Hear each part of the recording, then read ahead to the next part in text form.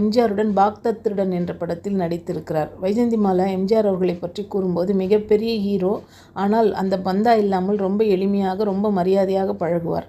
ஒரு காட்சியில் என்னை தூக்கிச் சென்று படுக்கையில் போட வேண்டும். டைரக்டரிடம், வைஜெயந்தியின் அம்மாவிடம் சென்று இந்த காட்சியை விளக்கி அனுமதி பெற்று வாருங்கள், பிறகு எடுக்கலாம் என்று எம்ஜிஆர் கூறிவிட்டார். அம்மா வந்து பார்த்து, எவ்வளவு உயரத்திலிருந்து பாப்பாவை போடுவார், அடிபடாதா என்றெல்லாம் பார்த்த பிறகு தயக்கத்தோடு அனுமதித்தார்.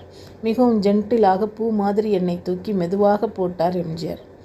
வந்தியத்தேவனாக எம்ஜிஆரும், குந்தவையாக வைஜெயந்திமாலாவும் நடிக்க கல்கியின் பொன்னியின் செல்வன் நாவலை படமாக்குவதாக ஒரு பேச்சு இருந்தது. ஆனால் சில தவிர்க்க முடியாத காரணங்களால் பொன்னியின் செல்வன் கைவிடப்பட்டது.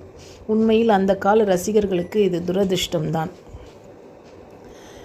சிவாஜியுடன் வைஜெயந்திமாலா சித்தூர் ராணி பத்மினி என்கின்ற படத்தில் நடித்துள்ளார். நடிகர் சிவாஜி கணேசனை பற்றி வைஜெயந்திமாலா கூறும்போது, சிவாஜி கணேசனின் நடிப்பு திறமை